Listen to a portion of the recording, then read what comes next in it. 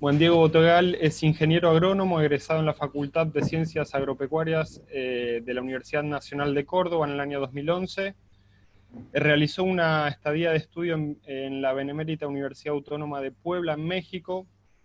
En el año 2013 ingresó a INTA como becario, ¿sí?, de formación en el Instituto de Investigación Animal del Chaco Semiárido, en Leales, Tucumán, ¿sí?, perteneciente a INTA, y desde su inicio ha realizado tareas de investigación y desarrollo y transferencia en la temática de bienestar animal y calidad de carne, tanto en porcinos como en bovinos. A su vez realizó una maestría en producción animal en la UBA, evaluando el bienestar animal en sistemas intensivos porcinos.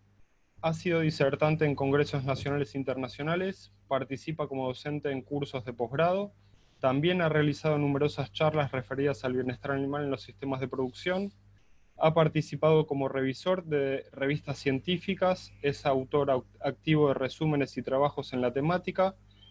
Actualmente es vicepresidente del Comité de Cuidado y Uso de Animales de Experimentación del Centro Regional de INTA Tucumán-Santiago del Estero, y a su vez es miembro del equipo de gestión del proyecto estructural que organiza este evento, ¿sí? Ahora sí, Diego, si querés cargar la presentación y ya damos inicio.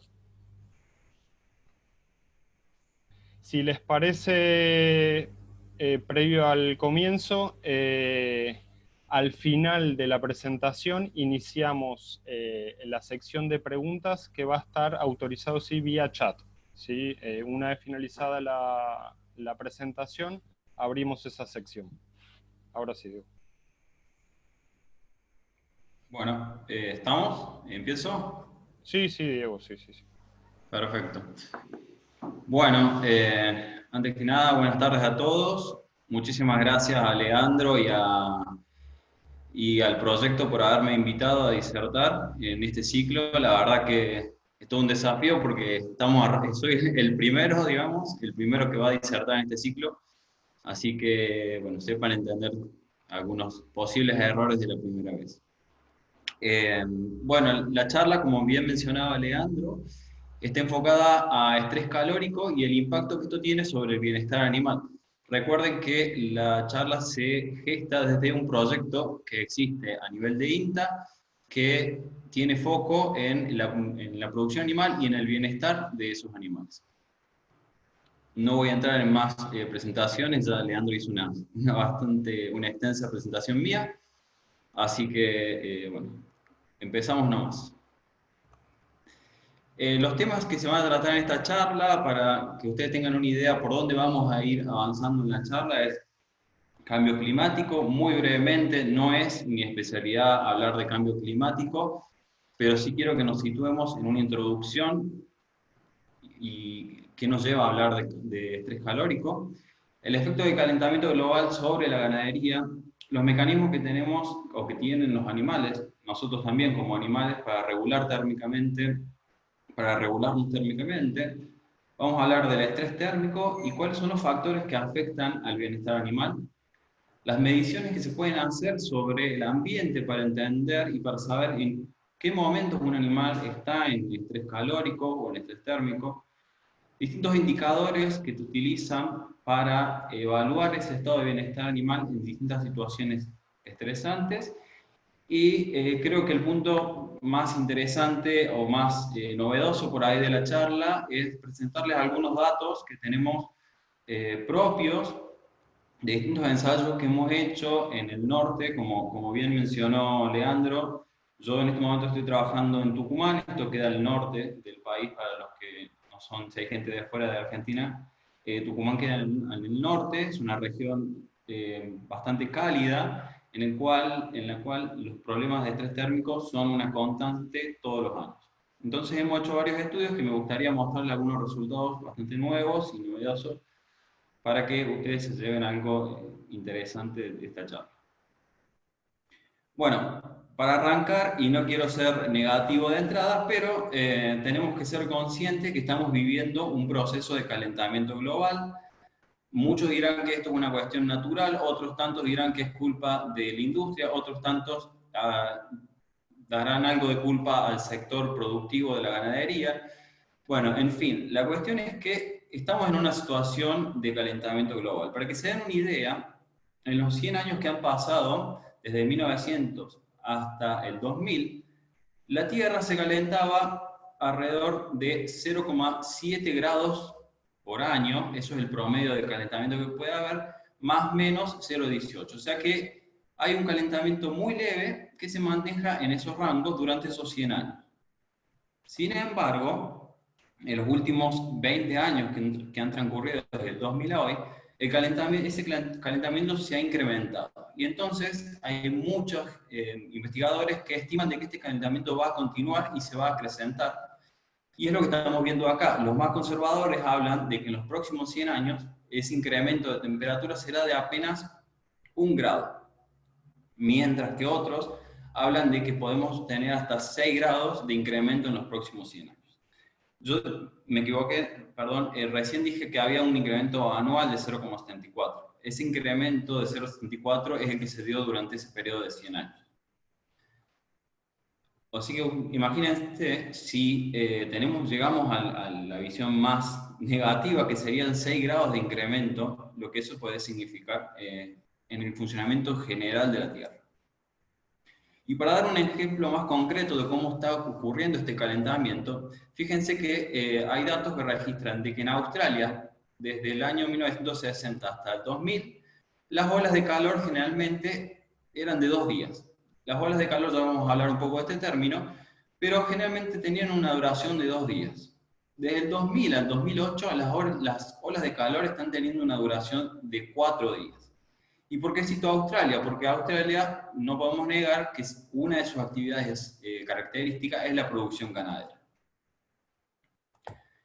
Esto es un poco lo que les estaba mencionando recién, que hace varios años que viene produciéndose un leve incremento en la temperatura global, desde que estamos hablando de la revolución industrial. Pero ¿qué pasa? Recién a comienzos de este siglo, o sea, a partir del 2000, fíjense, no sé si ustedes pueden ver mi cursor aquí, que el incremento de temperatura ha sido mayor y ha superado ese grado en el que estábamos hablando anteriormente, y ya estamos llegando a un incremento de temperatura de 2 grados, que es algo bastante desconocido que va a pasar cuando la Tierra se caliente más que eso. Si seguimos con esa tendencia, bueno, hay una incertidumbre climática que no sabemos cómo eso puede afectar, no solo sobre los animales, sino sobre la estabilidad de los sistemas ganaderos, sobre la producción de pasturas y bueno, sobre una serie de cosas que ya vamos a ir mencionando a lo largo de la charla. Para terminar con esta idea y esta introducción de lo que es el calentamiento global que estamos viviendo, me pareció muy dinámico este mapita con gráficos en el cual vamos viendo que las zonas naranjas son las zonas que se van calentando más de lo normal que lo que ha ocurrido en promedio de años. Y fíjense cómo el mapa mundi, digamos, en este caso todo el mundo, ha logrado una coloración importante de color rojo. Es decir, que tenemos una gran parte del mundo que se ha ido calentando a lo largo de los años. Este videito que les acabo de mostrar lo pueden encontrar en esta página.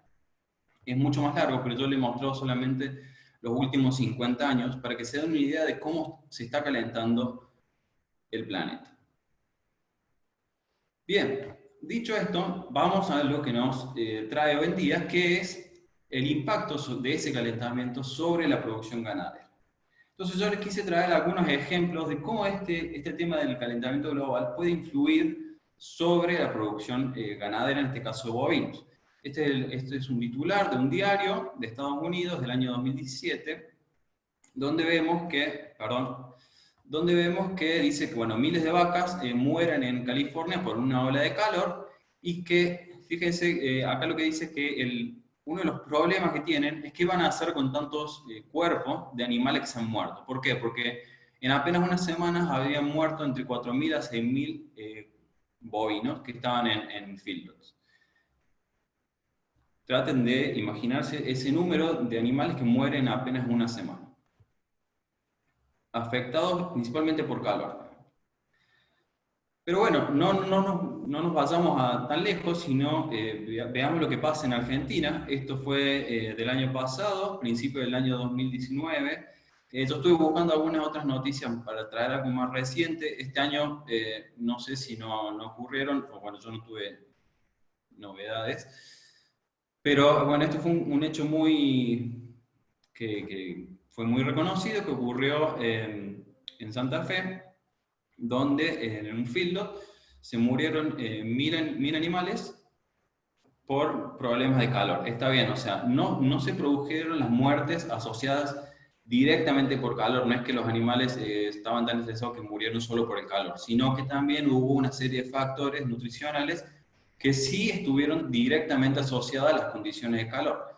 Entonces, un problema en la alimentación asociado por la presencia de hongos que se manifiesta cuando tenemos condiciones de calor, sumado al estrés térmico que estaban viviendo esos animales, desencadenaron en la muerte de los mismos. Acá es otro caso de Trenquelauquen, también más o menos en el mismo mes del año 2019. Para que se den una idea, los que no conocen, Trenquelauquen queda en Buenos Aires, que es una zona que uno, en términos generales, podría decir que es una región templada, que no se caracteriza por ser una zona cálida como la que yo estoy en este momento, y sin embargo han aparecido muertes de animales por calor.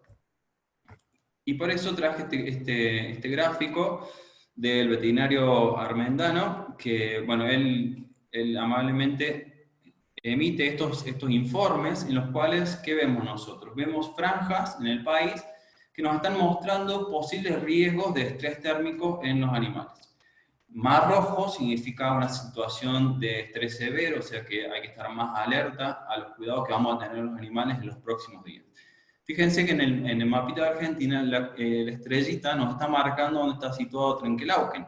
Es una zona que está al centro, del centro hacia el sur de nuestro país, y sin embargo ahí se produjeron las muertes. Estos gráficos corresponden al pronóstico que se había realizado para los días en los que se registraron esas muertes. Fíjense que no es la zona más roja del país, pero ¿qué pasa? Son animales, piensen ustedes, que no están adaptados a esas condiciones, que cuando se produce una ola de calor se ven mucho más vulnerables a la situación que lo que puede ocurrir en el norte del país, como acá, donde las zonas están rojas. Y vuelvo a esto porque esto es un tema que lo vamos a ir trayendo bastante, que es la cuestión del ITH, el famoso ITH, que no sé si lo habrán escuchado, que es el índice de temperatura y humedad. Ya más adelante, cuando empecemos a ver cómo se miden las cuestiones ambientales, las condiciones ambientales, vamos a hablar de este índice. Pero lo vamos a ir citando de a poco. En este caso, bueno, vemos este mapa de Argentina con distintas franjas de ITH. Y vuelvo a mencionar esto del ITH porque este es un cuadro de un trabajo estadounidense muy interesante, que ellos lo que hicieron es ponerle número, ponerle un valor a las pérdidas que les ocasiona el calor. En Argentina yo lamentablemente no he encontrado un trabajo que esté tan detallado o un modelo en el que hayan de alguna forma predicho cuáles van a ser las pérdidas por calor asociadas a la producción ganadera. Acá yo lo que les señalé son valores de ITH para el caso de las vacas lecheras y para el caso de las vacas de cría. Estos valores de ITH es el umbral máximo en el cual el animal se encuentra en una condición de confort. Cuando ese nivel, que en el caso de las vacas lecheras sería de 70, aumenta, la vaca entra en una condición de estrés térmico. En el caso de la vaca de cría, por encima de 75 ya entra en una condición de estrés térmico. Y ustedes dirán, bueno, ¿a qué se debe esa diferencia? ¿Por qué una vaca lechera es más susceptible al calor que la vaca de cría?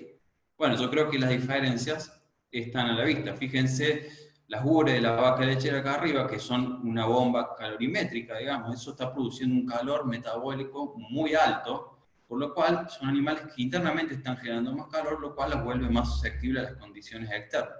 Y fíjense el caso de una vaca de cría, que está produciendo leche, pero no tiene esas ubres. Bueno, acá les dejo el trabajo, por si alguien lo quiere leer, no voy a entrar mucho en detalle, pero está muy bueno ver cuáles son las pérdidas que se generan por calor. Hay pérdidas de alimento, hay pérdidas por los días que la vaca permanece infértil, hay pérdidas por animales que no se adaptaron al sistema y hay que venderlos porque no sirven para la producción, y hay pérdidas, que es la peor de todas, que es las muertes. Si ellos, en el caso de Estados Unidos, cuantificaron esas pérdidas y vieron, obviamente, como es esperable, que las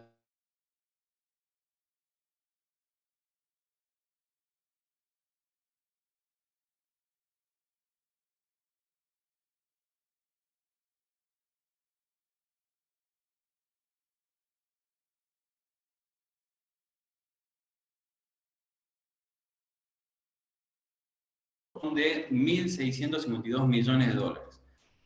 Bueno, a mí me cuesta un poco entender ese número tan grande.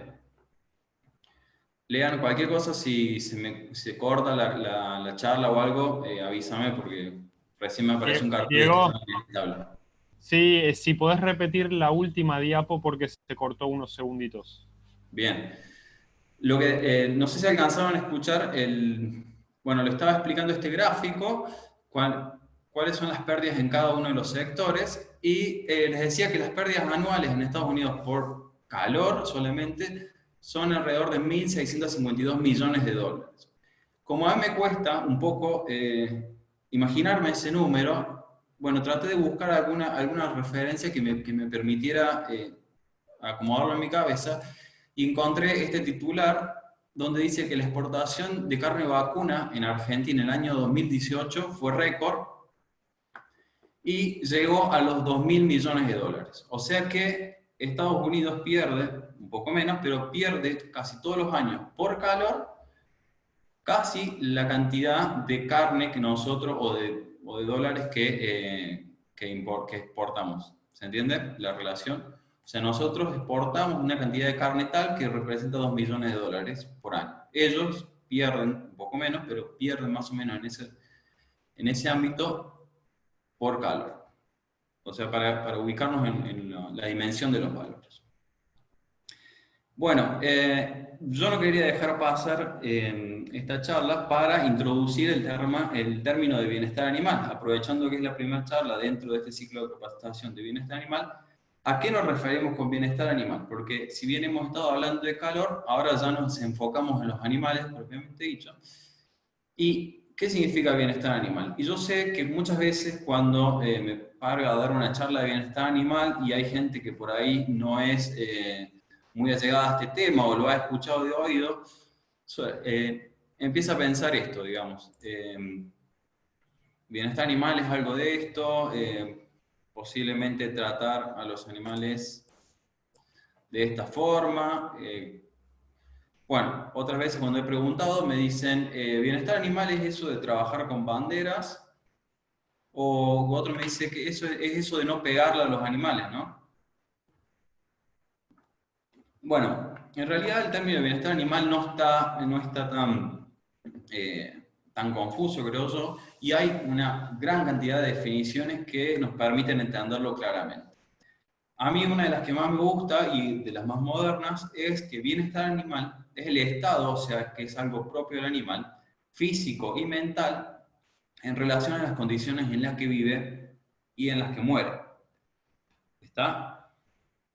Mucha gente dice, bueno, pero si el animal va a morir, lo van a matar igual, ¿cuál es el problema de bienestar animal? No, es que el animal tiene que vivir bien y ya sabemos que va a morir porque está en un sistema productivo. Pero esa muerte tiene que ser en condiciones humanitarias y ser tratado de la mejor manera posible para disminuir y evitar el sufrimiento en todas las etapas de su vida.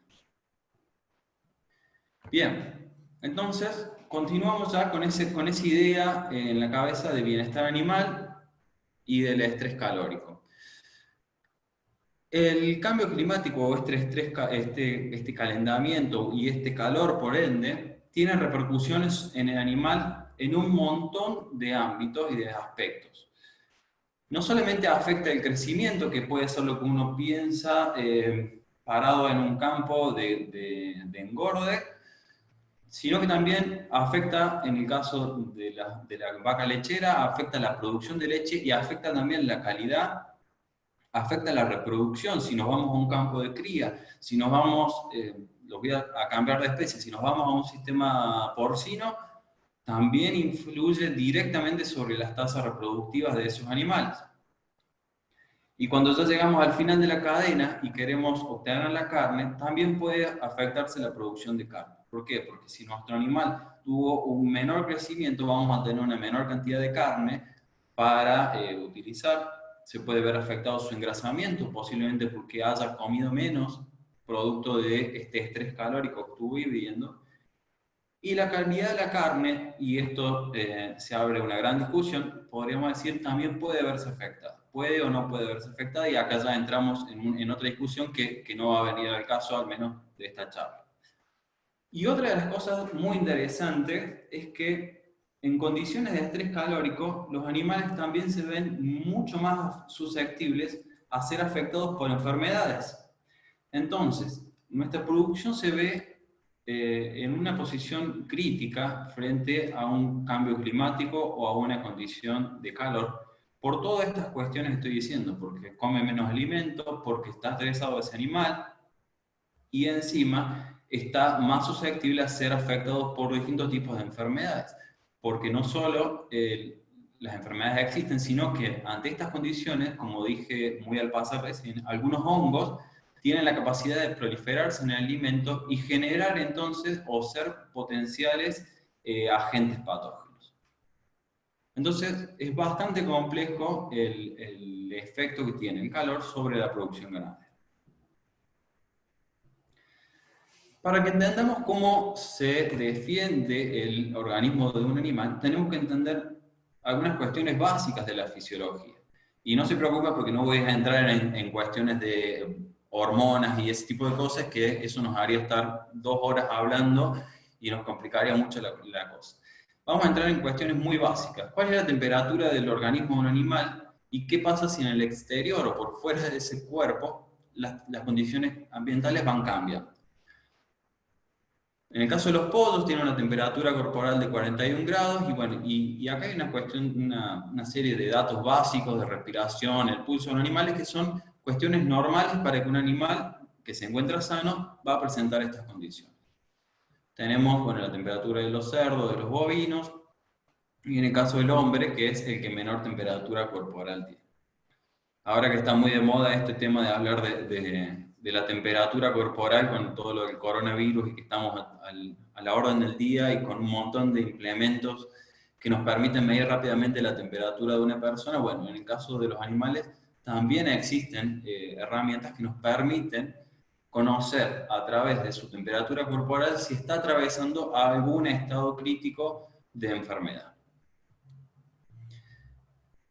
Esa temperatura corporal es básica para que el animal pueda vivir bien y saludable. Y su organismo tiene que generar una serie de mecanismos que le permitan mantener esa temperatura corporal estable a lo largo de toda la vida, a lo largo de todo el día, siempre. Pero ¿qué pasa? El ambiente en el que está ese animal no siempre es estable. Hay momentos en el que la temperatura sube, como estamos hablando ahora, o hay momentos en los que la temperatura baja, como hoy. O bueno, sí, hoy acá en Tucumán hace frío, imagino en donde están la mayoría de ustedes seguramente también está haciendo mucho frío. Y sin embargo, el cuerpo de un animal tiene que mantener su temperatura interna constante.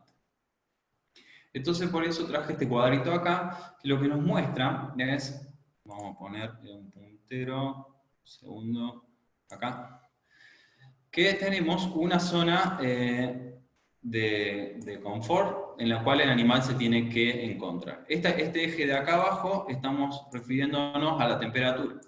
Cuando la temperatura, esto es una cuestión hipotética, digamos, cuando la temperatura se encuentra en este margen, el animal se encuentra en una zona termoneutral, y esta es su temperatura corporal, la que tenemos acá.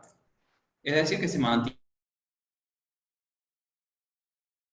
o la temperatura baje dentro de esa zona, él tiene que mantener la temperatura corporal estable y no hace mucho esfuerzo. Pero ¿qué pasa cuando la temperatura aumenta hacia la derecha? Su temperatura corporal tiene que mantenerse estable, pero el animal ya empieza a desarrollar una serie de mecanismos que le permiten mantener esa temperatura constante. Lo mismo pasa cuando la temperatura disminuye. Si disminuye la temperatura hacia acá, la temperatura corporal se mantiene estable. Y ahora algo muy interesante es que si este cuadro correspondiera a lo que ocurre en una vaca, fíjense que toda esta zona es la zona de la que le podríamos llamar de estrés por frío. Fíjense que esta zona es mucho más grande que esta zona de acá. ¿Qué nos está diciendo eso?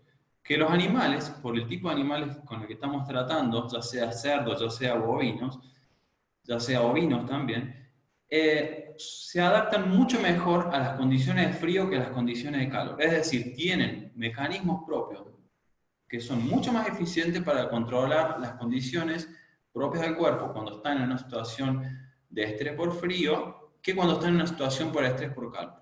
Fíjense que el rango es muy, muy corto y una vez que se salen de ese rango ya entran en una situación de hipertermia, es decir, que entran en un riesgo y en un estrés calórico tan grande que los puede llevar a la muerte.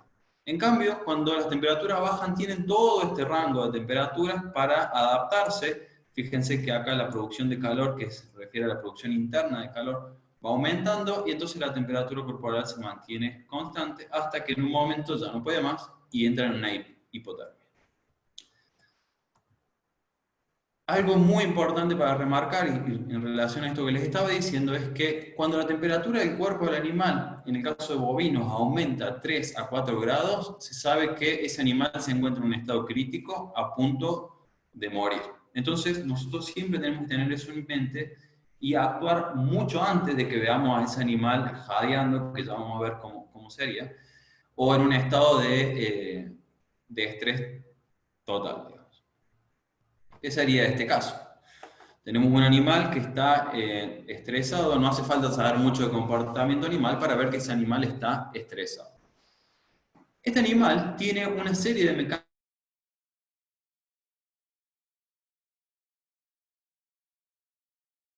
y no entrar en un estado de...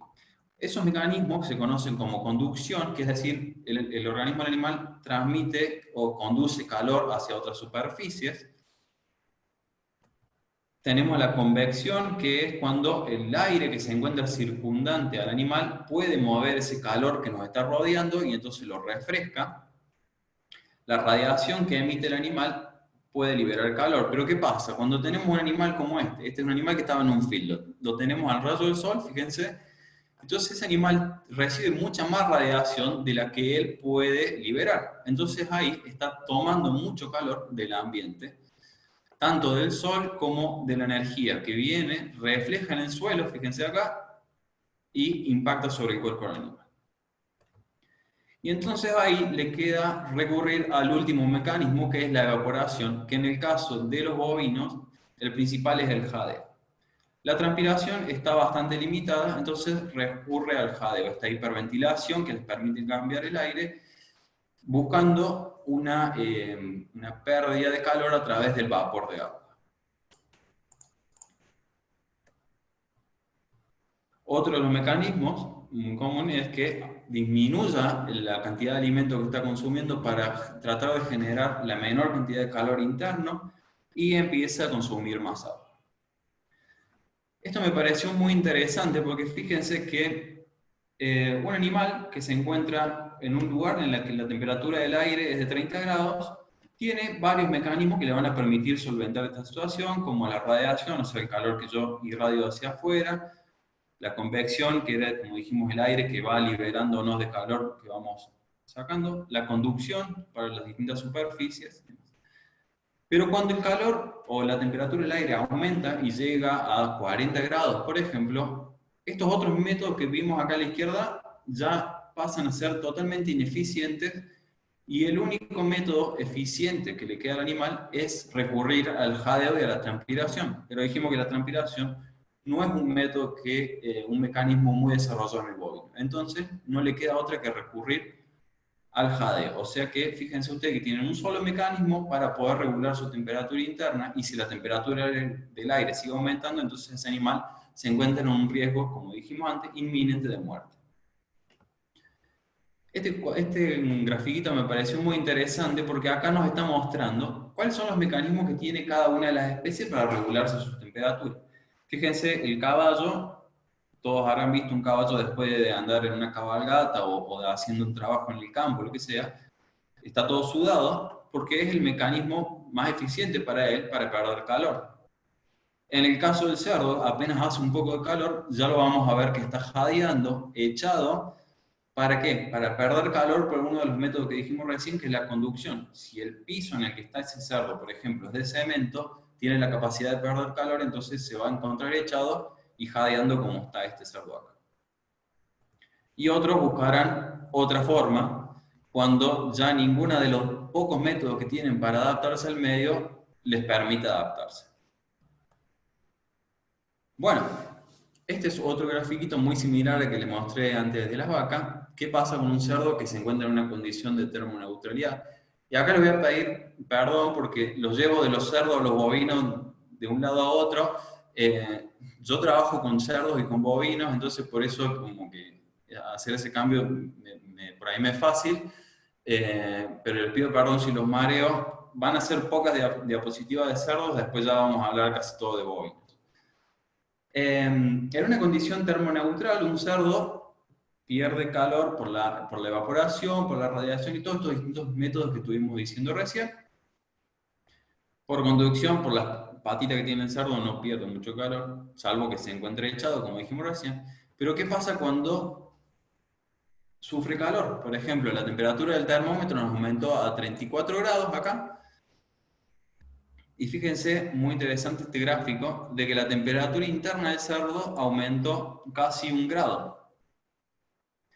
Y maximiza también el mecanismo que más resultado le da, que es la evaporación, que se haría a través del jadeo.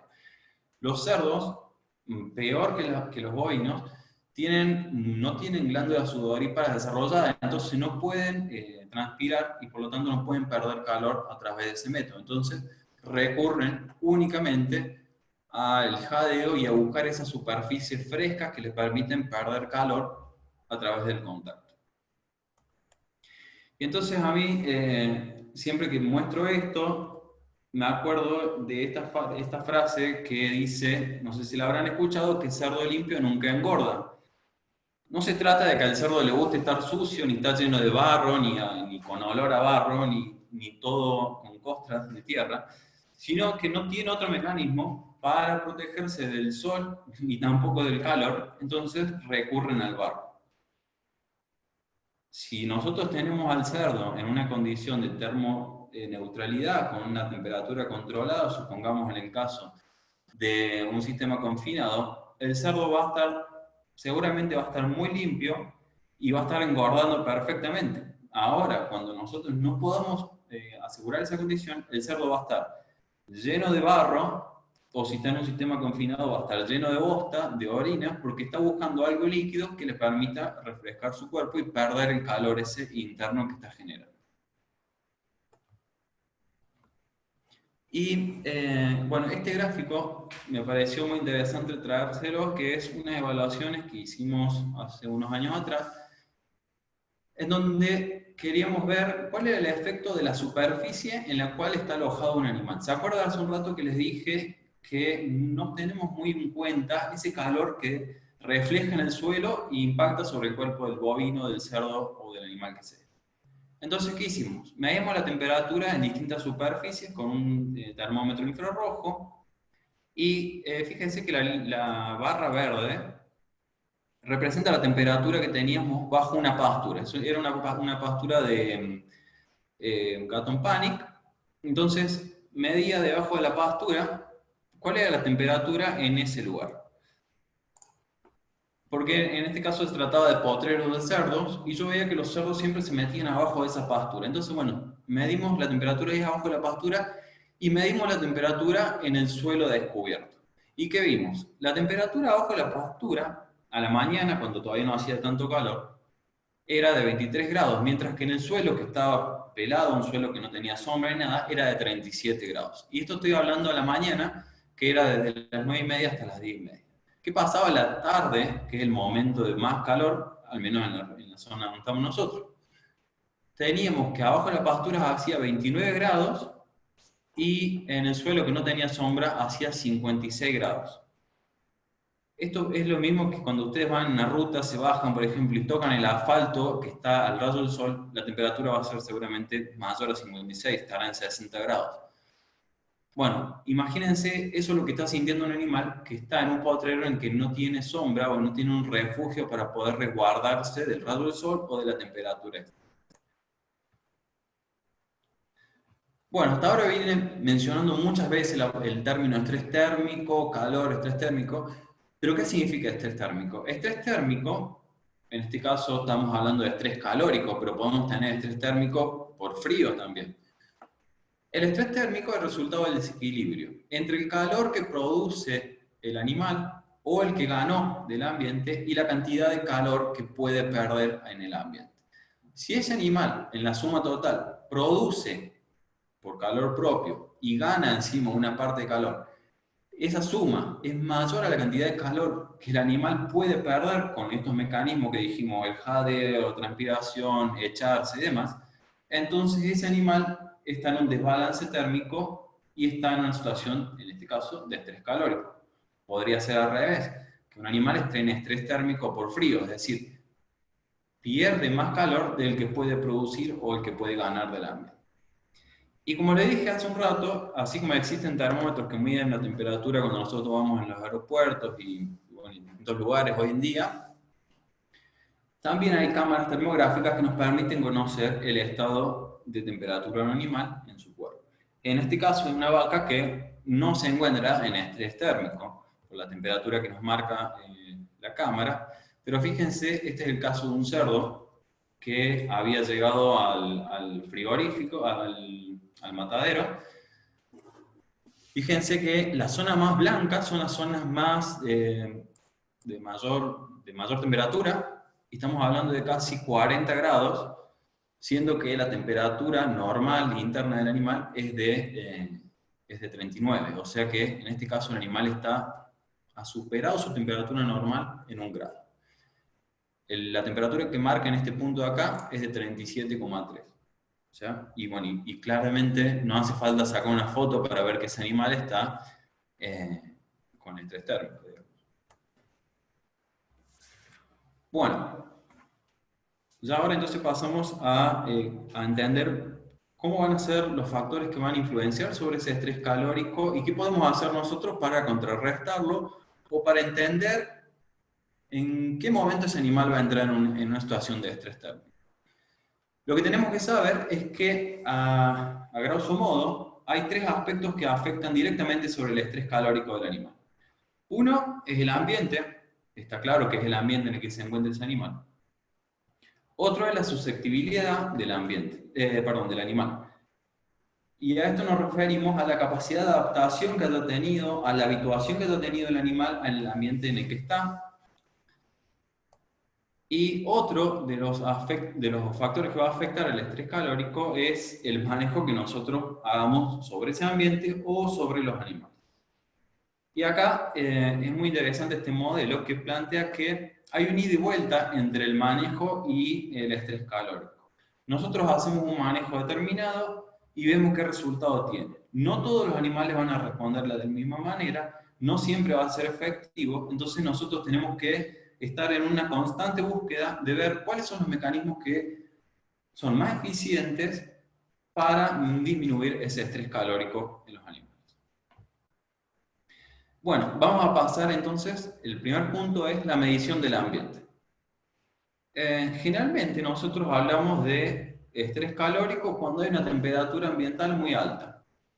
Pero el estrés calórico no depende solamente de la temperatura ambiente.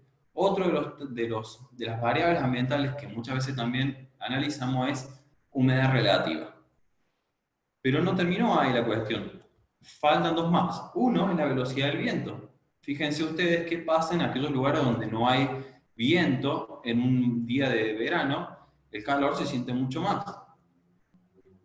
Y uno que no es menor es la radiación. Puede haber una alta temperatura, puede ser elevada la humedad, puede o no puede haber viento, pero si nos ponemos al rayo del sol, estamos recibiendo el efecto directo de la radiación. Por lo tanto, la situación de estrés térmico, como estos muchachos, no es menor.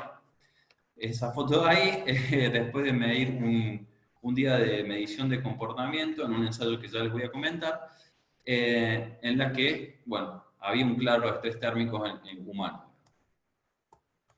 Existen una serie de índices que nos permiten medir las condiciones ambientales y el estrés térmico. Como le dije al principio de la charla, uno de los más comunes es el índice de temperatura y humedad, muy difundido, muy utilizado principalmente en bovinos de leche. Pero ¿qué pasa? El ITH, que es este índice de temperatura y humedad, no considera dos variables que acabo de decir, que es la radiación solar y la velocidad del viento. Estos son los instrumentos que nos permitirían medir esas dos variables.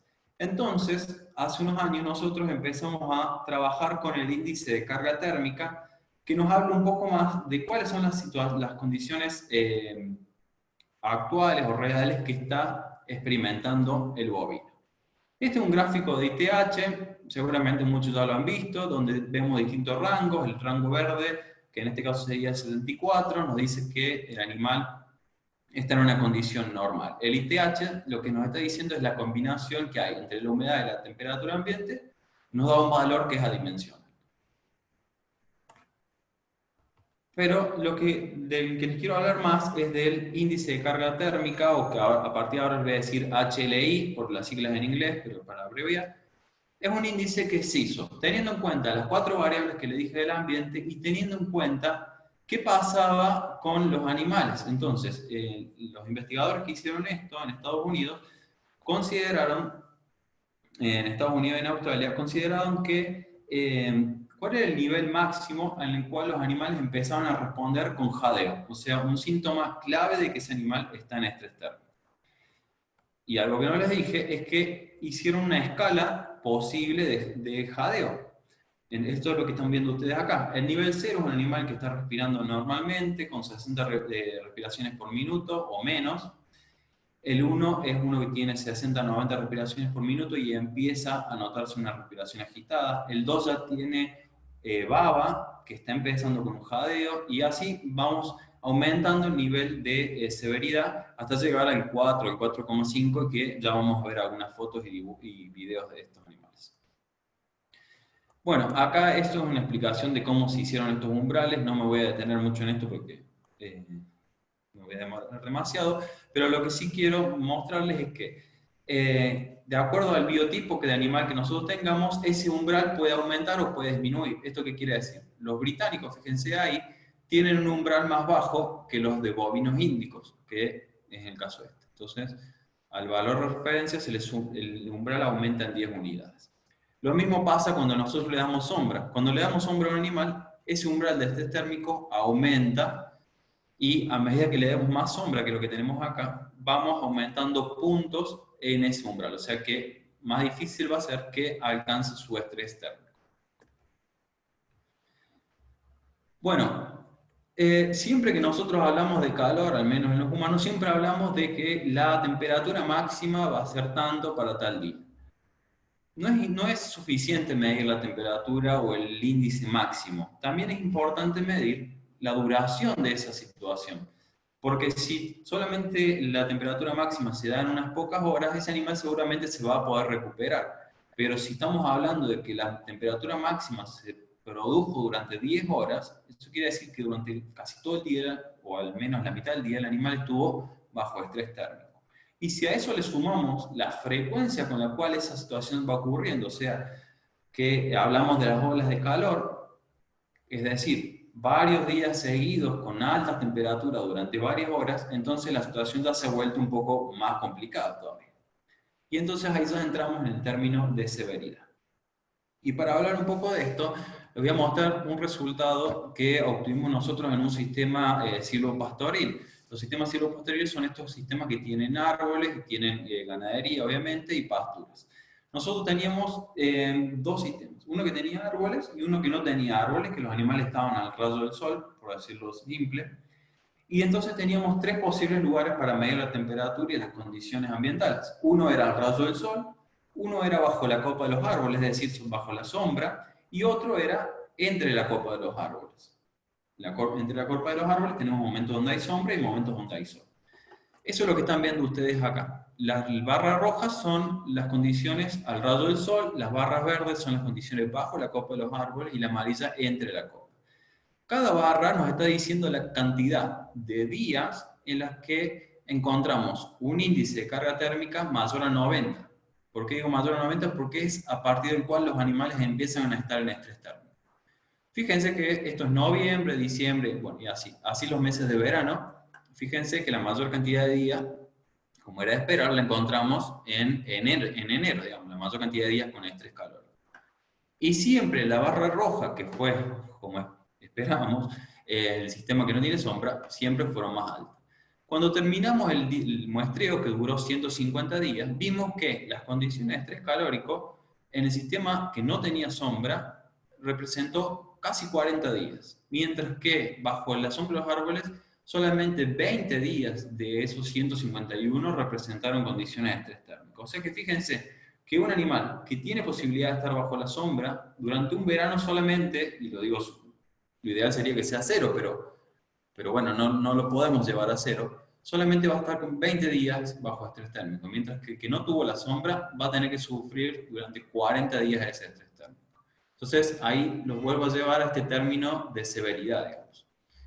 Estos animales que están viendo ustedes ahí en el video son los que estaban en el sistema que no tienen sombra. Los árboles que se ven ahí al fondo ya son del sistema silvopastoril. Y fíjense, ese animal está en una escala de 3,5, casi 4 de jadeo. O sea, uno de los puntos más altos. Bueno, esto es lo que les mostré antes. Hablamos entonces del ambiente, hablemos de la susceptibilidad muy rápidamente, porque acá podríamos hablar de razas y empezar con una serie de temas que se nos va a ir la charla. Pero quiero que se queden con estas dos imágenes. Un animal que está preparado para estar ante una condición de estrés térmico, este de acá arriba, y uno que con muy buena productividad, pero que lo llevamos a una zona como la que estamos ahora, de la que yo estoy hablándoles, y ese animal va a sufrir realmente el estrés. No por algo tiene esta anatomía, el índico, y no por algo tiene la anatomía que tiene el angus. Y vamos al punto que más nos interesa, o al menos a muchos productores, y a mí me interesa, que es el manejo. ¿Qué vamos a poder hacer para disminuir ese estrés calórico? Ya estamos entrando al final de la charla, así que bueno, voy a ir un poco rápido para no abusar tanto tiempo, ya estoy medio corto. Vamos a ver qué podemos hacer. Bueno, primero y principal, disponibilidad de agua es básico. Se sabe que un animal que está en condiciones de calor empieza a consumir mucho más agua. Eso es lo que vemos en este gráfico, que a medida que aumentó, usted lo que ve en el eje de las X es el ITH, este famoso que estuve diciéndole, y los puntos son la cantidad de agua que consumió distintos individuos dentro de un filtro. Fíjense que a medida que aumenta el ITH, aumenta también la cantidad de agua que consumen esos animales. Y ustedes se preguntarán, bueno, pero ¿por qué, por ejemplo, a 75, que estamos acá, tengo animales que consumen mucha agua y con animales que consumen muy poca agua? Bueno, eso se debe también a la adaptabilidad que tienen esos animales y a estas cuestiones de susceptibilidad propia del animal.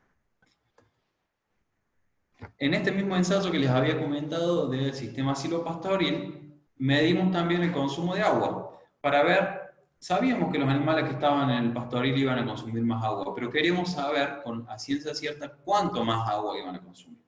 Fíjense entonces que los que estaban en el pastoril, que eran estos que no tenían sombra, vivían en un lugar donde no tenían sombra, consumieron unos 8 litros más de agua por día. Este es el consumo por día por animal. En el caso del pastoril consumía 24 litros en diciembre y 24,5 casi en enero. Mientras que los que estaban al frente, los que tenían sombra, consumían 8 litros de agua menos por día, lo cual era esperable. Acá hicimos lo mismo, pero categorizamos los días en función de este famoso ITH. Y vimos que desde una condición normal hasta peligro, fíjense que estos son distintos rangos que uno va estableciendo en base a esos valores, siempre los animales que estaban en el sistema pastoril consumían más agua que en los que estaban en el sistema silvopastoril. Salvo cuando las condiciones ya eran tan estresantes, o sea, en emergencia, un ITH muy alto, en el que recién ahí se igualaba el consumo de agua. Entonces estamos viendo claramente el efecto de la sombra. Posiblemente la calidad de la pastura en el sistema silvopastoril no era la misma que en el pastoril, una pastura más húmeda que estimulaba a los animales a consumir menos agua posiblemente. Cuando hablamos de manejo, también tenemos que prestar atención no solo al consumo de agua, sino algo muy básico, que los animales tengan agua, digamos. Esto que están viendo ustedes acá es el bebedero en un corral de encordes, donde era el único bebedero que tenían y no tenían agua. Era un día que hacía mucho calor, y los animales, fíjense que están alrededor del bebedero, no están buscando agua. El problema acá no es simplemente que no tengan agua para ir a tomar en ese momento, sino que podemos tener algo que suena muy raro, pero es una intoxicación hídrica que puede llevar a la muerte del animal. ¿Cuándo se produce intoxicación hídrica? Cuando durante una larga cantidad de tiempo los animales no tienen agua, varias horas o posiblemente un día entero, y de repente esa agua se restituye. ¿Qué hace el animal? Va como loco a tomar agua. Esa rehidratación masiva hace, para hablándolo mal y pronto, y perdón los veterinarios, hace que las células, digamos, exploten de alguna forma. Una cuestión hidrolítica, el sodio de las células sale hacia afuera de la célula y eso produce un edema cerebral que los animales empiezan como si tuvieran un síndrome de vaca loca, digamos, y terminan muriendo por una intoxicación hídrica. O sea, asociado a esto, digamos, un mal manejo, no haber controlado los bebederos, los animales de golpe tienen agua, van todos a tomar agua, se empachan, como diríamos, de agua y terminan produciéndose este efecto. Bueno, otro de los manejos que tenemos que tener en cuenta es cuándo vamos a hacer el manejo de una hacienda. Esta foto, ¿por qué pongo esta foto acá? Bueno, yo me acuerdo del día que tomé esta foto en un campo. Era un día que era muy temprano, eran 7:30 de la mañana, y yo veo esta foto y ya me genera, digamos, calor. El calor que hizo ese día que tomé la foto, y esto era recién empezaba, el sol ya estaba pegando 7:30 de la mañana, y esta gente, bueno, estaba recién buscando los animales para salir a trabajar. Seguramente no hicieron movimiento de hacienda ese día, pero si uno hace movimiento de hacienda sin tener en cuenta el pronóstico, bueno, se va a enfrentar a una situación muy grave, no solo para el obrero, el personal que está trabajando, sino también para los animales que los va a estar moviendo en una situación que de por sí ya genera estrés. Esto va a generar un efecto sinérgico negativo. Entonces, eso es muy importante. Ver, así como vemos el pronóstico, si va a llover y si nos va a permitir ir al campo y poder estar en la manga o lo que sea, también ver el pronóstico de este que les mencionaba recién, de cómo va a estar nuestra región para saber si es conveniente o no trabajar los animales. Bueno, existen muchas prácticas que podemos hacer. En principio, tomar una raza o un biotipo que sea adaptado a nuestra región. Podríamos discutir muchísimo sobre el manejo nutricional. No es mi área, por ende lo voy a saltear y aparte nos daría bastante tela para cortar. Y acá vamos a hablar de algunas cuestiones relacionadas a la infraestructura que nosotros podemos tomar. Como yo estoy más enfocado a la parte de producción de carne, voy a hablarles más que nada de sombra. Hay algunas tecnologías que son muy eficientes para controlar el calor de los animales, que son los rociadores y ventiladores. Pero esos generalmente están más asociados a la producción lechera porque son los que más resienten el efecto del calor. ¿Por qué voy a hablar de sombra? Porque creo que el sector cárnico, de producción de carne, le debe mucho a los animales en este sentido de ponerse a discutir seriamente que tenemos que incorporar sombra en los sistemas. Yo creo, y el equipo que estamos trabajando dentro del proyecto de bienestar animal, hacemos mucho hincapié en este tema porque es algo básico, pero nos parece que se tiene que empezar por algo y creo que sería la sombra. Seguramente de acá a unos años, ojalá Dios quiera, que empecemos a hablar del efecto de los rociadores, cómo vamos a regular las horas de rocío y demás. Pero yo creo que con el tema de la sombra es mucho más básico y lo tenemos que tener como algo ya inculcado. De hecho, en Argentina existe una resolución del SENASA, que es la que regula y la que va a arbitrar, digamos, para poder habilitar los feedlots. Y nos dice esta resolución que en los lugares donde las condiciones climáticas así lo demandan, nosotros tenemos que tener reparos y sombra para los animales. Pero ¿qué pasa? Nos encontramos con estos animales, o sea, nosotros vamos al feedlot, no hay sombra y nos encontramos con estos síntomas, digamos. Este animal, en el peor de los estados de jadeo, porque no tiene a dónde proteger. Si se acuerdan que les dije cerdo sucio, cerdo limpio nunca engorda, bueno, fíjense esta vaca echada en el barro, cual cerdo, tratando de disminuir. O esto también, que es lo que les estaba diciendo recién. Esto es otro feedlot, en otra zona totalmente distinta a la de la foto. Un biotipo totalmente adaptado a esas condiciones, digamos, de alguna manera. Y sin embargo, bueno, están al lado del agua, que si pudieran se meterían dentro de esa pileta, como en la foto que ya les mostré antes, y jadeando en el peor estado de jadeo. Bueno, parece muy obvio entonces que deberíamos tener sombra en los sistemas. Pero ¿qué pasa? Cuando uno va muchas veces, y no quiero que se me ofenda ningún productor, si acá hay un productor escuchando esto, pero muchas veces, y esto lo hablo por experiencia propia, uno va al campo, habla de sombra, y lo primero que nos dicen es, no, alto ahí.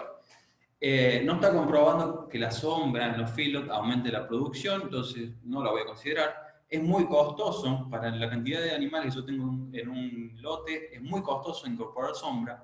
Hay que estar todo el tiempo manteniéndola, moviéndola al lugar, eso me lleva mano de obra, me lleva tiempo, no puedo. Los animales, esta es otra que también escuchamos mucho, que los animales se van a pasar todo el día bajo la sombra, no van a consumir alimento y yo quiero que los animales engorden, entonces no me conviene que tengan sombra. O sea, uno ya está entendiendo que está sufriendo, pero prefiero que esté sufriendo, pero que coma, a que esté en la sombra, o digamos, uno podría hacer ese tipo de interpretación, ¿no es cierto?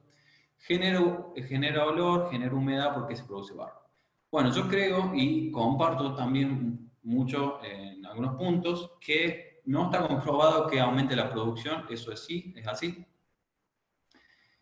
y que necesita mantenimiento regularmente. Las otras cuestiones no estoy muy de acuerdo. ¿Y por qué no estoy muy de acuerdo? Ahora lo vamos a ver. Esta imagen me pareció muy interesante, que dice, yo tengo digamos, un profesor en la facultad que decía que no había que antropomorfizar, es decir, darle forma humana a los animales, o pensar que los animales actúan como humanos. Pero fíjense la diferencia entre la foto de arriba y la foto de abajo. Estamos hablando de dos especies totalmente distintas y las dos especies están buscando la mínima o las sombras que tienen disponibles. En el caso del de abajo, un filtro que tiene bastante sombra para la cantidad de animales que hay, y en el caso de arriba están buscando el mínimo de sombra. O en este caso pasa lo mismo. Fíjense las palomas paradas en la sombra que da esa palmera, y en el caso de las ovejas en el desierto, ahí todo el grupo bajo la única sombra que hay. Entonces yo creo que es muy interesante y muy importante saber observar el comportamiento del grupo. Acá no hay que ser un etólogo para entender por qué los animales, ya sean las palomas acá o las ovejas en este caso, están bajo la sombra de ese árbol. Quiero remarcar que es el comportamiento del grupo, porque muchas veces si nosotros de acuerdo al lado de la vereda que nos paremos, si a favor o en contra de la sombra, vamos a decir, no, pero no todos lo usan. Y bueno, hay algunos animales que no van a la sombra, por ejemplo, ese que está ahí seguramente se estará muriendo de frío, perdón, de calor, el frío que tengo acá, estará muriendo de calor, pero por el hacinamiento que hay bajo la sombra de los árboles, prefiere estar ahí, o a lo mejor preferirá estar ahí, no sé, no lo sabemos, que estar con el grupo.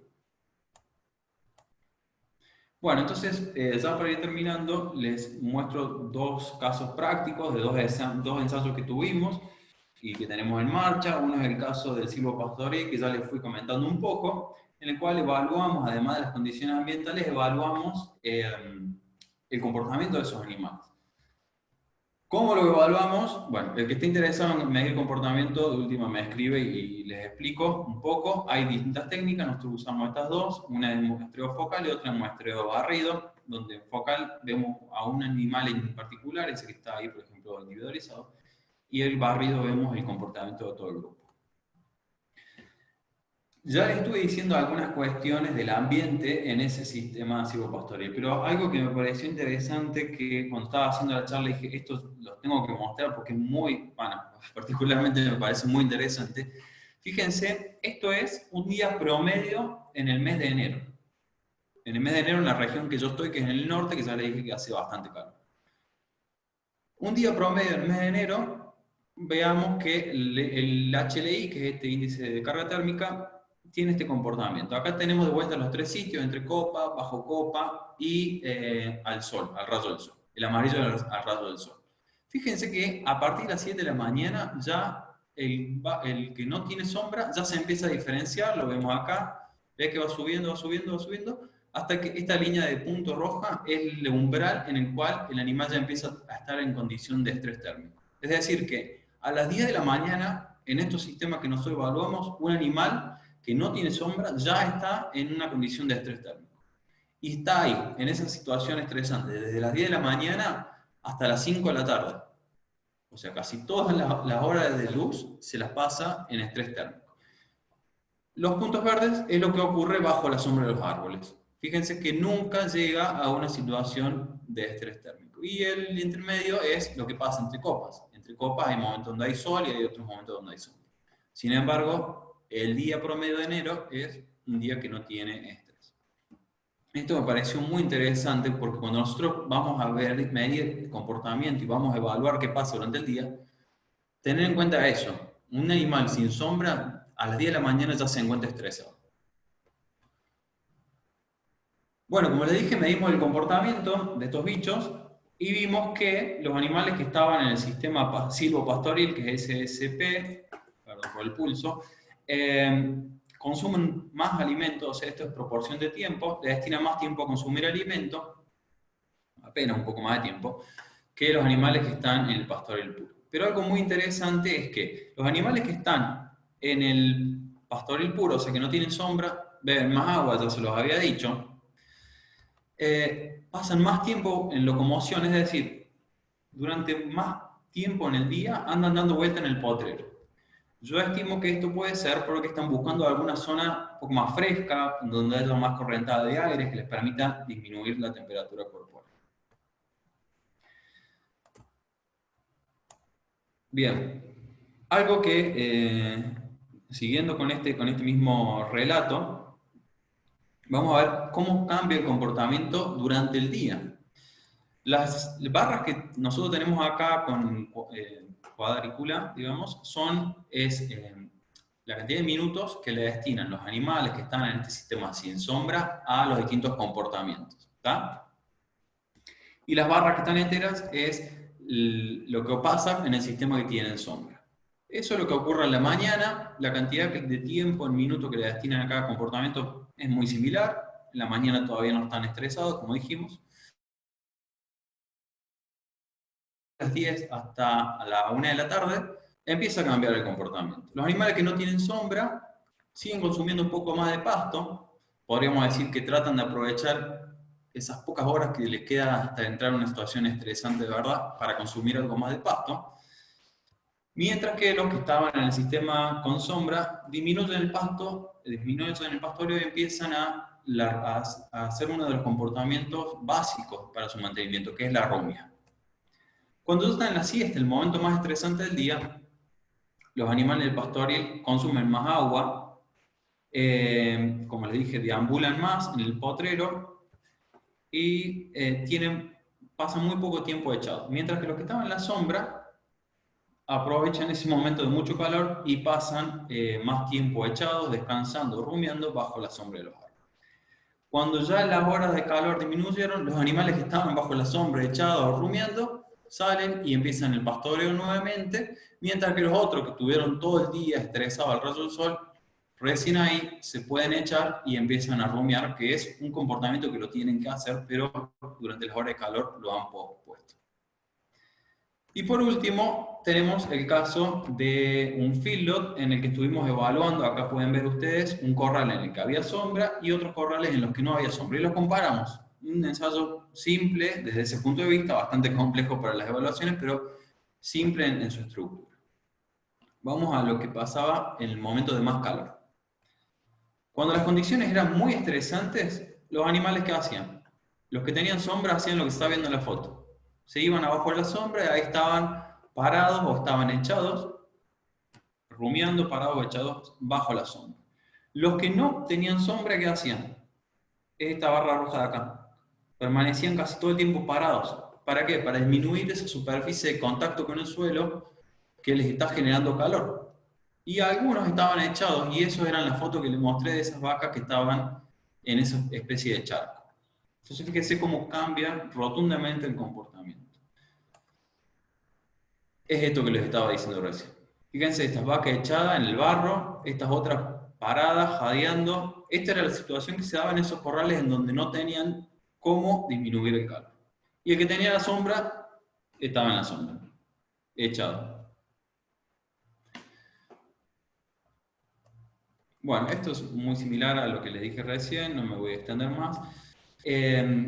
Acá lo que vemos es la cantidad de animales que estaban jadeando en el sistema sin sombra. Fíjense, estas barras rojas son animales que en un estado 1, o sea, el más básico de jadeo. Y de ahí ya empezaban a aparecer los otros estados, el estado 4, el estado 5. Mientras que a su derecha tienen la cantidad de animales que teníamos jadeando, pero en el sistema con sombra. La mayoría de los animales no estaban jadeando, que eran 73, el 73%.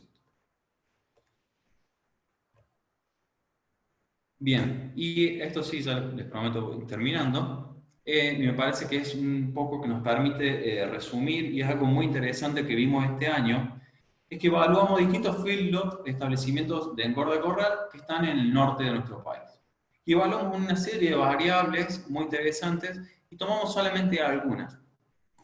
¿Y qué vimos? ¿Qué nos está mostrando este gráfico? Esos triangulitos son las variables, por ejemplo, nivel de jadeo, score de moscas, o sea, la cantidad de moscas que había en ese lugar, diarrea en los corrales.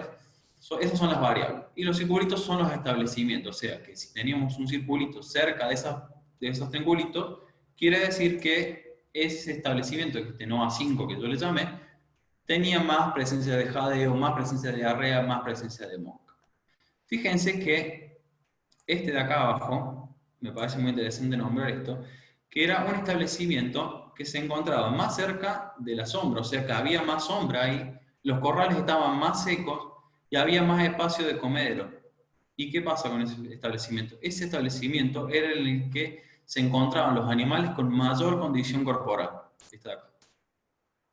Fíjense esa relación, ¿no? O sea, más sombra, más espacio seco por animal, nos lleva a mayor condición corporal, menor nivel de moscas y menor nivel de jadeos. Entonces, todo esto que hemos venido hablando hace un rato, lo logramos de alguna manera asociar en estos establecimientos. Son establecimientos X.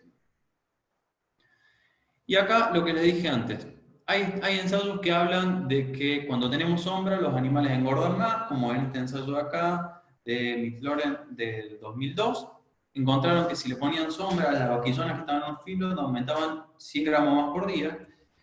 Y Melton en 2018, un estudio mucho más reciente, vio que si le ponía sombra a sus novillos, el aumento de peso era exactamente el mismo. Entonces, productivamente, a mí me encantaría que todos los ensayos dieran a favor de la sombra, entonces para mí sería mucho más fácil hablar de esto y poder vender esta idea, si se quiere decirlo de alguna forma, pero no siempre pasa así. Lo que sí está claro es que esos animales están estresados. De eso no cabe duda de que están estresados. Entonces una pregunta que me gusta hacer a mí, más que nada para molestar al que me está escuchando y al productor, es molestar, digamos, en el buen sentido de incomodarlo, es ¿cuántos gramos más justificarían pensar en sombra? O sea, ¿cuántos gramos yo te tengo que demostrar a vos que gana tu animal para que vos pienses en instalar la sombra en un establecimiento? Y esto no es una pregunta que lleve a una respuesta inmediata, sino una pregunta para que piensen, digamos. Piénsenlo con este valor. Hoy en día estamos hablando de 1.000 pesos el metro cuadrado de sombra. Dijimos que necesitamos entre 2 a 3 metros cuadrados de sombra por animal. Piensen que esos 1.000 metros de sombra, de 1.000 pesos, perdón, de sombra, o de metro cuadrado de sombra, es para una sombra que va a durar muchos ciclos productivos, por lo cual van a pasar varios animales por abajo de la sombra.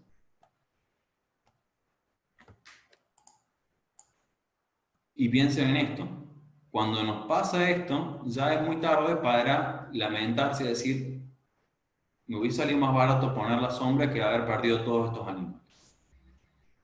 Y ahora sí, ya no dejo de prometer, esta es la última. Y siempre me gusta cerrar con uno que yo creo que fue el primer etólogo. Etólogo es la gente que estudia el comportamiento de los animales, que escribió en un libro para los estancieros y escribió lo siguiente, lo voy a leer, dice: la sombra para los ganados. Y dice: en casi toda la inmensa extensión de esta provincia, los ganados viven sin sombra en verano. Se estaba refiriendo a la provincia de Buenos Aires. Está escrito así, pero así lo escribió el autor, no es que hay error de ortografía. No obstante, los fuertes calores de enero y febrero hacen bajar mucho las górgolas. Desde que un hacendado, o sea, la persona que pone un campo, tiene su campo alambrado, debe preocuparse de dar sombra. O sea, la sombra es tan importante para que escriba esto como el alambre que ponemos para diferenciar los potros. Y se evitará que pasaran, como lo pasan en los días fuertes de verano, desde las 10 de la mañana hasta después de las 4 de la tarde, amontonados en grupo, escondiendo la cabeza para hacerse sombra, fatigados, jadeando bajo un sol que los abraza. Recién me acabo de dar cuenta, y esto quiero confesar, que a mí también el ensayo me dio 10 de la mañana y recién que estoy leyendo esto me acabo de dar cuenta que hay una coincidencia, solamente que entre lo que yo acabo de escribir, del gráfico que le acabo de mostrar, y lo que escribió este hombre, pasaron 140 años de diferencia. Así que, y bueno, y para el que no lo sabe, José Hernández es el escritor del Martín Fierro, digamos. O sea que hace 140 años este hombre, que no era científico ni era etólogo por profesión, nos está diciendo algo que nosotros tenemos que desarrollar ensayos para comprobarlo científicamente. Así que bueno, acá les dejo una reiteración. Faltan 165 días para la llegada del verano y 15 días para el fin de la cuarentena. No sabemos cuánto estamos hablando, pero... ¿por qué pongo esto de los 165 días? Porque tenemos 165 días para pensar qué vamos a hacer en nuestro campo para tratar de que estos animales que todos los años pasan un estrés térmico disminuyan esa condición de estrés por calor. Así que tiempo tenemos para pensar qué soluciones podemos llegar a implementar en nuestro campo. Bueno, eso es todo. Espero, perdón que me extendí un poquito más.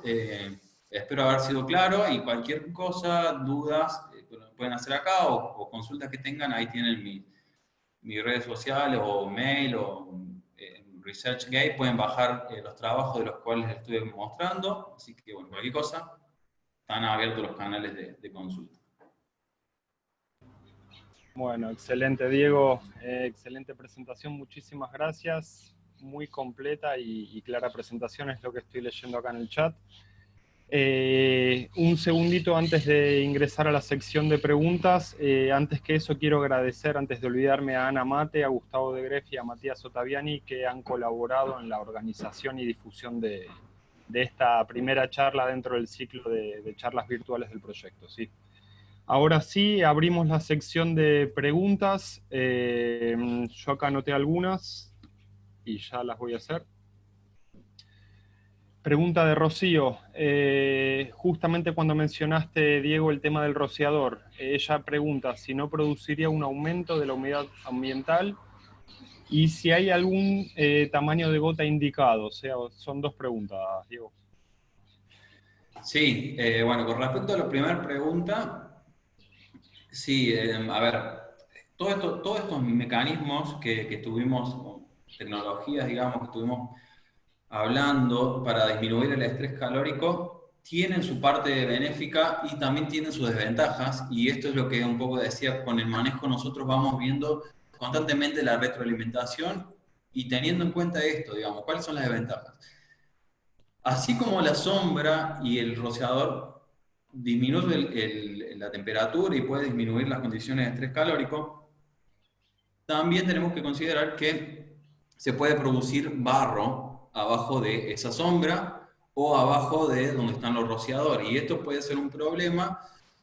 Habrá que analizar cada caso, dónde está ubicado el establecimiento, las pendientes de los corrales, desde el tipo de suelo que tienen, la pendiente, las condiciones ambientales, porque de nada sirve tener un rociador en una zona como la que está ubicado, por ejemplo, el INTA de Leales, que es una zona subhúmeda, Si nosotros tenemos un rociador de forma de mist, que se llama, que es como vaporizador, no vaporizadores, sino como nebulizadores, digamos, que hace un tamaño de gota muy chica, lo único que va a generar es más humedad en el ambiente y eso dificulta aún más la capacidad del animal para perder calor. Entonces, en ese caso, tenemos que volcarnos a un rociador, digamos, o sea, un tamaño de gota más grande, en el cual no solamente tendremos que analizar el tamaño de gota con la presión de las bombas, sino también vamos a tener que analizar el tiempo en el cual nosotros tenemos los rociadores prendidos, cuánto tiempo lo apagamos, y bueno, una serie de condiciones que sí, que para cada lugar hay una descripción, para cada animal hay una característica, para cada rociador tiene sus propias especificaciones técnicas, esas son cuestiones más técnicas, digamos. Pero sí, sí, es así, digamos. O sea, con respecto a las desventajas, lamentablemente todos los mecanismos, creo yo, tienen sus desventajas. Y bueno, en el caso de los rociadores, por eso creo también que no se utilizan mucho en feedlot, porque generan mucho barro y eso termina siendo perjudicial. O sea, solucionamos el problema de calor, pero empezamos con los problemas de barro en los corrales, que es muy difícil sacarlo, donde empezamos a tener animales que se pueden quebrar, que no acceden a los comederos, bueno, una serie de problemas que están asociados al barro. Perfecto, gracias Diego. Acá va otra pregunta de Karina. Menciona que hay evaluaciones pregunta si hay evaluaciones que refieran los cambios en la eficiencia del sistema productivo al aplicar mejoras en el manejo de infraestructura referidos en términos económicos. ¿Sí? No sé si se entendió la pregunta, Diego.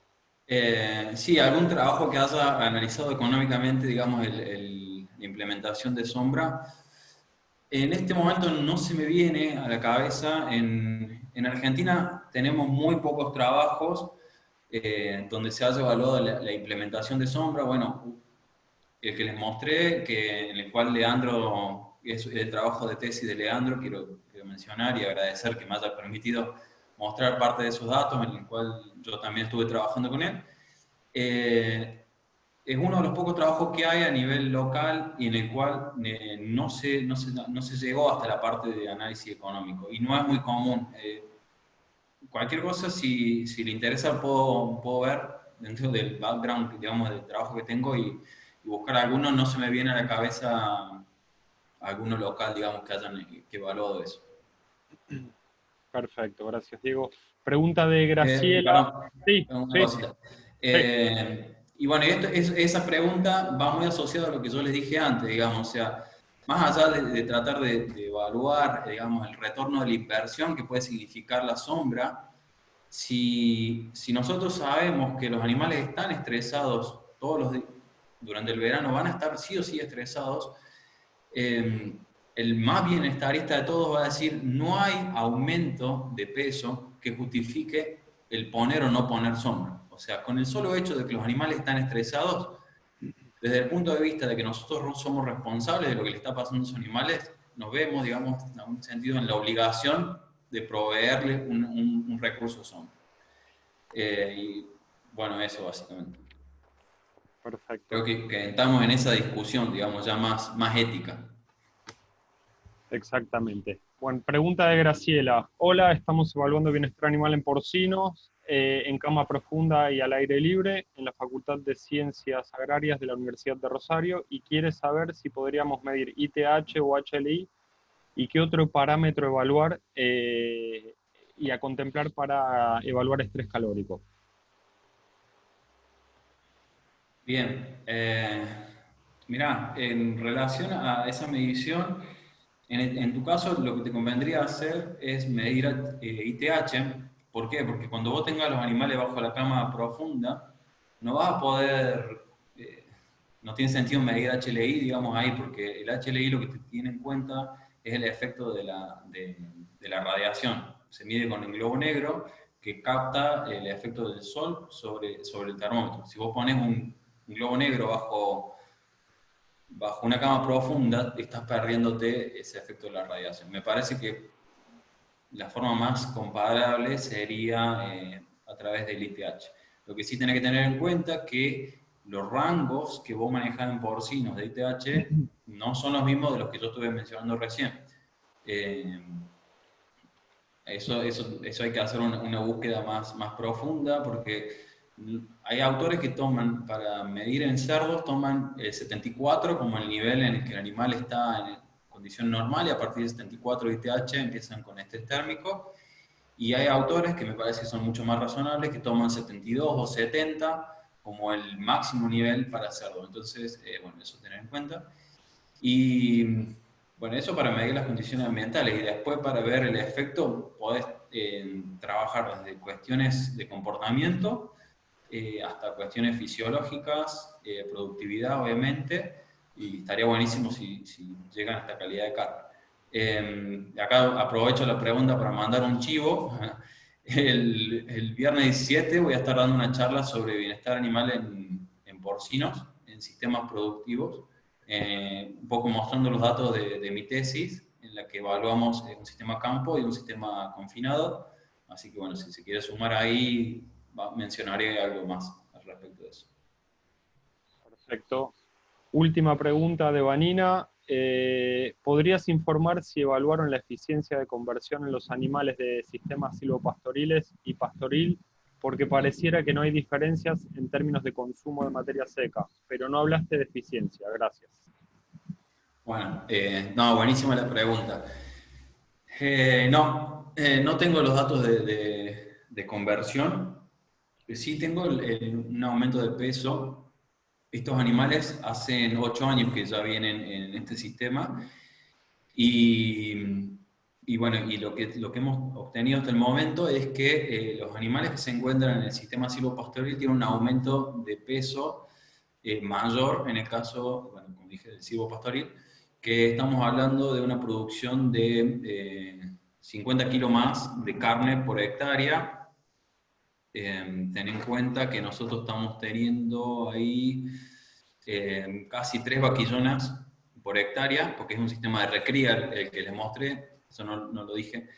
Es un sistema de recría, los animales entran un poco después del destete y salen cuando con una edad, bueno, ya recriadas obviamente, casi un año después, con cerca de 250 kilos más o menos, peso final de la recría.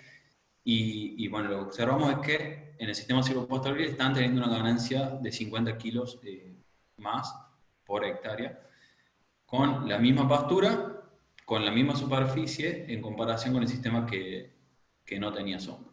Lo que no te puedo decir, que sería una muy buena pregunta, y para resolvernos, digamos, internamente como grupo y para próximas mediciones, es tener una medición del consumo de la materia seca. Ten en cuenta que estos animales solamente comían el forraje, tenían una pequeña suplementación al principio, pero después la mayor parte del año tuvieron un acceso a la pastura, y así que bueno, habría que medir el consumo de forraje y en base a eso estimar la eficiencia de conversión.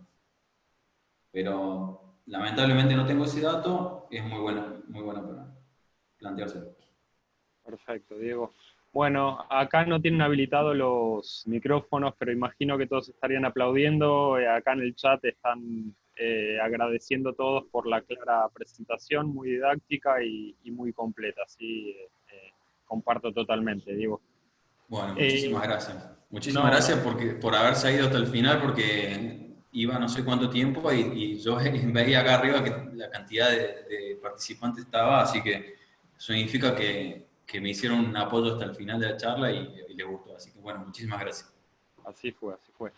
Para aquellos que preguntaron también si esta charla iba a estar disponible en otro medio, efectivamente esta charla está siendo grabada y se va a subir por YouTube informar, se le va a dar difusión a través de los distintos canales de INTA como para que puedan acceder en el momento que lo deseen, ¿sí? No sé si hay alguna pregunta adicional, yo creo que no, nadie preguntó nada más en el chat, aguardamos unos segundos, pero no. Asimismo, quiero invitarlos, si bien ya comenzó hace unos minutos, ¿sí? También en el marco del proyecto de bienestar animal, en este mismo momento, ahora voy a copiar la dirección, se está brindando una charla disertada por Natalia Aguilar y Marcela Menichelli, que es de bienestar animal y buenas prácticas en la aplicación de productos veterinarios. ¿sí? Ahí tienen el acceso que se los puso en el chat y pueden ingresar directamente, después pueden completar el formulario de inscripción, pero ya pueden acceder a esa charla, ¿sí? Agradecerles también a todos, sí, como dijo Diego, que estuvieron firmes en toda la presentación, pero ameritó que así sea. Y próximamente les iremos informando sobre las distintas charlas enmarcadas dentro de este proyecto, ¿sí? Muchísimas gracias. No sé si querés decir algo más, Diego. No, ya hablé bastante, creo. Bueno, perfecto. Bueno, muchas gracias a todos. Cualquier duda, pregunta, también les dejo mi correo electrónico ahora anotado en el chat.